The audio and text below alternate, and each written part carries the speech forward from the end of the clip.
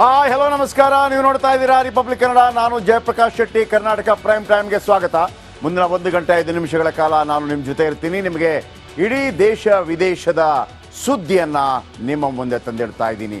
ಬಹಳ ಮುಖ್ಯವಾಗಿ ನಿಮಗೆಲ್ಲ ಗೊತ್ತಿರಬಹುದು, ಚುನಾವಣೆಗೆ ಮೊದಲು ದಾವಣಗೆರೆಯಲ್ಲಿ ಸಿದ್ದರಾಮೋತ್ಸವ ಅನ್ನುವಂಥ ಒಂದು ಬೃಹತ್ ಕಾರ್ಯಕ್ರಮವನ್ನು ಹಮ್ಮಿಕೊಳ್ಳಲಾಗಿತ್ತು. ಅದಕ್ಕೆ ಕಾರಣ ಕೊಟ್ಟಿದ್ದು ಸಿದ್ದರಾಮಯ್ಯನವರಿಗೆ 75 ವರ್ಷವಾಯಿತು ಅಂತೇಳಿ. ಅದರ ಮೂಲಕ ಒಂದು ಸಂದೇಶವನ್ನು ಕೂಡ ಕೊಟ್ಟಿದ್ರು. ಆ ಸಂದರ್ಭದಲ್ಲಿ ಮುಂದಿನ ಮುಖ್ಯಮಂತ್ರಿ ನಾನೇ ಅಂತ.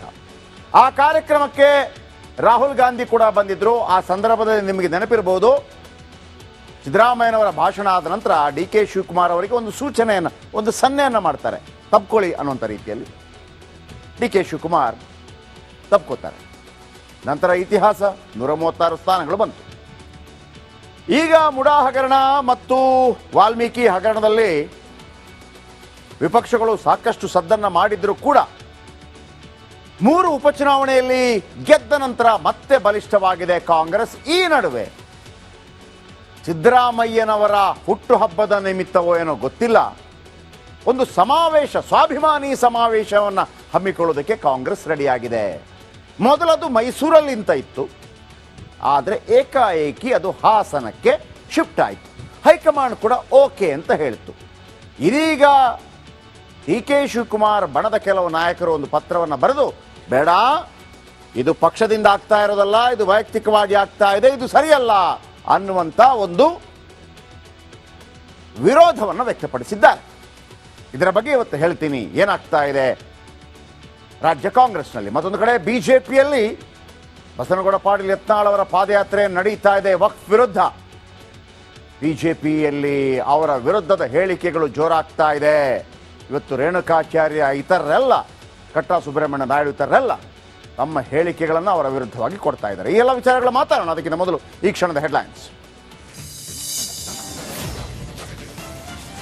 ಮತ್ತೆ ಶಕ್ತಿ ಪ್ರದರ್ಶನಕ್ಕೆ ಮುಂದಾದ್ರ ಸಿದ್ದರಾಮಯ್ಯ. ಹಾಸನದಲ್ಲಿ ಸಮಾವೇಶ ನಡೆಸಲು ನಿರ್ಧಾರ. ಹೈಕಮಾಂಡ್ ಒಪ್ಪಿದ್ರು ಕೂಡ ಕೆಲ ರಾಜ್ಯ ನಾಯಕರ ಅಪಸ್ವರ. ಕಾಂಗ್ರೆಸ್ನಲ್ಲೂ ಇದೀಗ ಹೆಚ್ಚಾಗ್ತಾ ಇದೆ ಆಂತರಿಕ ಬಂಡಾಯ. ಕೆಪಿಸಿಸಿ ಅಧ್ಯಕ್ಷಗಿರಿ ಮೇಲೆ ಕಣ್ಣಿಟ್ಟಿದೆ ಸಿದ್ದು ಪಾಳಯ. ಆದ್ರೂ DKಶಿಗೆ ಹೈಕಮಾಂಡ್ ಕೊಟ್ಟಿದೆಯಂತೆ ಅಭಯ. ಬಿಜೆಪಿಯಲ್ಲಿ ತೀವ್ರಗೊಂಡ ಬೇಗುದಿ ರೆಬೆಲ್ಸ್ ವಿರುದ್ಧ ವಿಜೇಂದ್ರ ಟೀಮ್ ಕಿಡಿಕಿಡಿ. ಡೋಂಟ್ ಕೇರ್ ಅಂತ ಯತ್ನಾಳ್ ಸಿಡಿಮಿಡಿ. ಸಿದ್ದು ಸರ್ಕಾರಕ್ಕೆ ಮತ್ತೊಂದು ಗ್ಯಾರಂಟಿ ಹೊಡೆತ. ವಿಶೇಷ ಚೇತನರ ಅನುದಾನವು ಕಡಿತ. ಸೌಲಭ್ಯ ಸಿಗದೆ 100 ಜನರ ಪರದಾಟ. ಆಂತರಿಕ ಕಲಹಕ್ಕೆ ಬಾಂಗ್ಲಾದೇಶ ತತ್ತರ. ಹಿಂದೂಗಳ ಮೇಲೆ ಬಹುಸಂಖ್ಯಾತ ಮುಸ್ಲಿಮರ ಅಬ್ಬರ. ಹೋಗಿ ಹೋಗಿ ಪಾಕಿಸ್ತಾನದಿಂದ ಶಸ್ತ್ರಾಸ್ತ್ರ ಖರೀದಿಗೂ ನಿರ್ಧಾರ.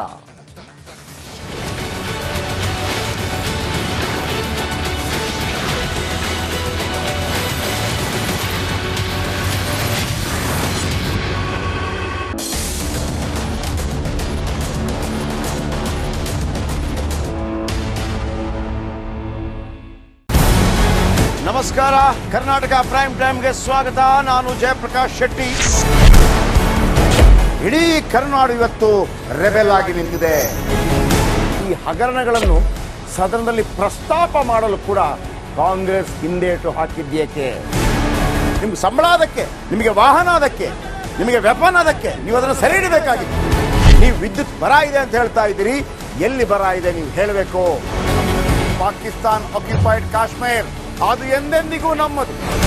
40 ಮೆಷಿನ್ಗಳು ತಂದಿತ್ತು ನೋಟ್ ಎಣಿಸುವುದಕ್ಕೆ, ಅದೇ ಹಾಳಾಯಿತು. ಮಥುರಾದ ಗಲಾಟೆ ಇದೆಯಲ್ಲ, ಅದು ಸ್ಥಳೀಯವಾಗಿ ಕೂತು ಪರಿಹರಿಸಬಹುದಾದಂಥ ಕಾನೂನಿದೆ. ಗ್ಯಾರಂಟಿ ಯೋಜನೆಯಿಂದ ನಷ್ಟ ಆಗಿದೆ, ಲಾಭ ಆಗಿದೆ, ದಯವಿಟ್ಟು ಹೇಳಿ. Dawood Ibrahim most wanted criminal ಯಾವಾಗಾದ ಅಂದ್ರೆ ಇಲ್ಲಿ ತನಕ ಭಾರತ ದೇಶದಲ್ಲಿ ಓರ್ವ ದಲಿತ ಪ್ರಧಾನಿಯಾದಂಥ ಇತಿಹಾಸವೇ ಇಲ್ಲ.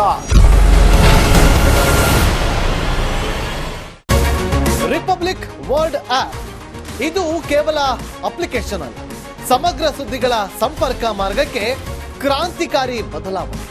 ರಿಪಬ್ಲಿಕ್ ವರ್ಲ್ಡ್ ಆಪ್ ಕೇವಲ ಸುದ್ದಿ ಅಪ್ಲಿಕೇಶನ್ ಅನ್ನ ಪರಿಚಯ ಮಾಡ್ತಾ ಇಲ್ಲ, ಬದಲಾಗಿ ಡಿಜಿಟಲ್ ಸುದ್ದಿ ಬಳಕೆಯ ಹೊಸ ಯುಗಕ್ಕೆ ನಾಂದಿ ಹಾಡ್ತಾ ಇದೆ.